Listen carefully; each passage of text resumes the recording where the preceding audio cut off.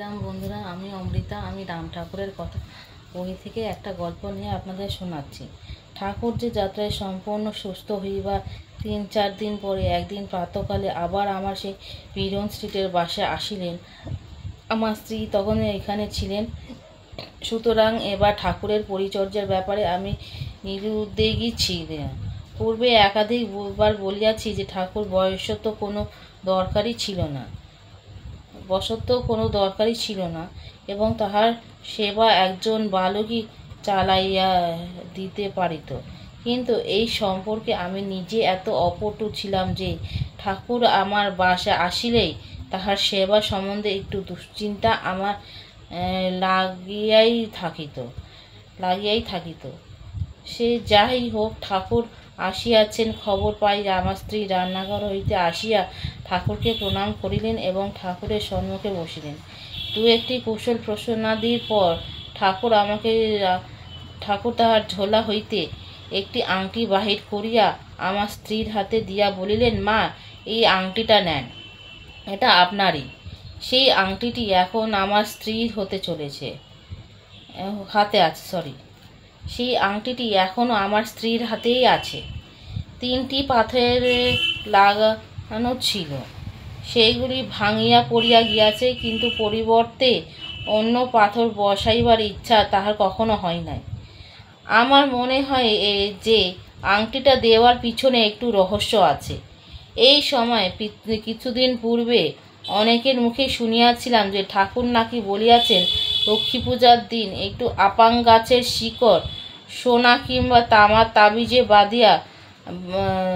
তাবিজে ভরিয়া বা হাতে কুনুইয়ে ঠিক উপরে লাল সুতা দিয়া বাঁধিয়া ধারণ করিলে সংসারে নাকি আর অভাব অনটন থাকে না, বেশ সুখে স্বাচ্ছন্দ্যে দিন চলিয়া যায়।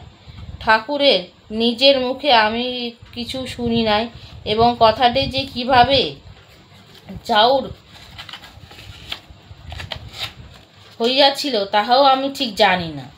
কিন্তু সেবার লক্ষ্মী পূজার দিন নানা স্থানে এই তাবিজ ধারণে করিবার ধুম পড়িয়া গিয়াছিল। আমার এই ব্যাপারে বিশেষ কোনো আগ্রহ ছিল তাহা বলিতে পারি না, কিন্তু যখন দেখিলাম যে আমার কয়েকজন নিতান্ত অন্তরঙ্গ বন্ধু এই তাবিজ ধারণ করিবার জন্য ব্যস্ত হইয়া উঠিলেন, তখন আমিও 2টি তাবিজ ধারণ করিয়া নির্দিষ্ট দিনে যথারীতি একটা নিজে ধারণ করিলাম এবং অন্যটি আমার স্ত্রীকে দিলাম। কিন্তু 3-4 দিন যাইতে আমার মনে হয় এক অস্বস্তি আরম্ভ হয়। তাবিজটার দিকে নজর পড়িলেই মনে হইত, এই আপদ আসিয়া জুটিল কেন? ঠাকুরে লইয়া বেশ নিশ্চিন্ত ছিলাম। এই তাবিজটা যেন মাঝখানে দাঁড়াইয়া আছে। অস্বস্তিটা বাড়াইয়াই চলিলে এবং নিশ্চিত বুঝিতে পারিলাম এই তাবিজটি আমাকে ঠাকুরের নিকট হইতে দূরে সরাইয়া দিতেছে। সুতরাং 8-10 দিনের মধ্যেই তাবিজটি খুলিয়া বাক্সে বন্ধ করিয়া রাখিলাম। আমার স্ত্রী তাবিজটি কিন্তু তাহার হাতেই ছিল, কিন্তু হঠাৎ একদিন শুনিলাম যে সেটা হারাইয়া গিয়াছে। ভাবিলাম যে আপদ গিয়াছে, কিন্তু আমার স্ত্রী ব্যাপারটা ঠিক এইরূপ ভাবে গ্রহণ করিতে পারিলেন না। তাবিজটার জন্য একটু ক্ষোভ ও দুশ্চিন্তা তাহার মনে লাগিয়াই রহিল। ঠাকুরের নির্দেশে তাবিজ ধারণ করিয়াছি, সেই তাবিজ হারাইয়া গেল, ঘটনাটি কোনো ভাবে অমঙ্গলের ইঙ্গিত করিতেছে কিনা, এই জাতীয় চিন্তা তিনি এড়াইতে পারিতেছেন না। কিন্তু ঠাকুরের নিকট হইতে আংটিটি পাইয়া তাহার ক্ষোভ, দুঃখ ও দুর্ভাবনা একত্রে অবসান হইল। কলেজ খোলা ছিল, সুতরাং স্নানাহার সারিয়া 12টার পূর্বে বাহির হইয়া গেলাম এবং ফিরিয়া প্রায় 4টে বাজিয়া গেল। ঠাকুরের ঘরে আসিয়া দেখিলাম যে বরদাবাবু সেখানে বসিয়া রহিয়াছেন এবং ঠাকুরের সঙ্গে আস্তে আস্তে কি যেন কথাবার্তা হইতেছে। আমিও তাড়াতাড়ি জামা কাপড় ছাড়িয়া ও হাত মুখ ধুইয়া ঠাকুরের নিকট আসিয়া বসিলাম এবং একটু পরেই আমার ভৃত্য দুইজন ভদ্রলোককে আনিয়া হাজির করিল। সকালবেলা কে যেন আমাকে বলিয়া গিয়াছিল যে বৈকালে দুইজন ভদ্রলোক ঠাকুরের সঙ্গে দেখা করিতে আসিবেন।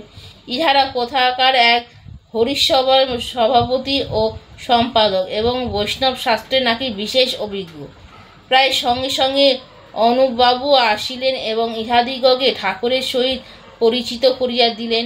ইহারা দুই হাত জোড় করিয়া মাথায় ঠেকাইয়া ঠাকুরকে নমস্কার করিলেন এবং ঠাকুরও যথারীতি প্রতি নমস্কার করিয়া অত্যন্ত আপ্যায়নের সহিত উহাদিগকে বসাইলেন। এইখানে আমার একটি অভিজ্ঞতার কথা বলিয়া রাখা প্রয়োজন নহে মনে করিতেছি। আমি ইহা বহু ক্ষেত্রে দেখিয়াছি যে ঠাকুরের কাছে যে যেইভাবে আসিয়া অভ্যর্থনা লইয়া যে যা ভাব লইয়া আসিয়াছে অভ্যর্থনাও সেইরূপই পাইয়াছে। আমি এক ভদ্রলোককে কথা জানি, তিনি ঠাকুরের কাছে আসিয়াছিলেন এবং এই ভাব লইয়া যে আমি একজন মহাপুরুষের শিষ্য, উনি তাহার বেশি আর বিশেষ কি। সুতরাং উহাকে আমার গুরু ভ্রাতা স্থানীয় মনে করিতে পারি এবং আশ্চর্য এই যে ঠাকুরও তাহার সহিত অনুরূপ ব্যবহার করিয়াছিলেন।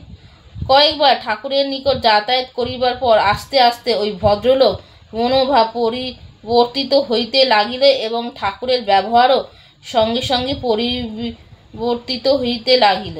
ক্রমে উনি ঠাকুরের একজন বিশেষ ভক্ত হইয়া উঠিয়াছিলেন এবং আমার নিকট নিজেই তাহার ভাব পরিবর্তনের কথা স্বীকার করিয়াছিলেন। এইরূপ আরও কতগুলি দৃষ্টান্ত আমার জানা আছে, কিন্তু ঠাকুরের যে ইচ্ছা করিয়া বা চেষ্টা করিয়া এই প্রকার ভাবানুরূপ ব্যবহার করিতেন তাহা মনে হয় করিলে ঠাকুরের অত্যন্ত ভুল বোঝা হইবে। স্বভাবতই এইরূপ হইত, তিনি হয়তো ইহার কিছুই জানিতেন না। একবার একখানা পত্রে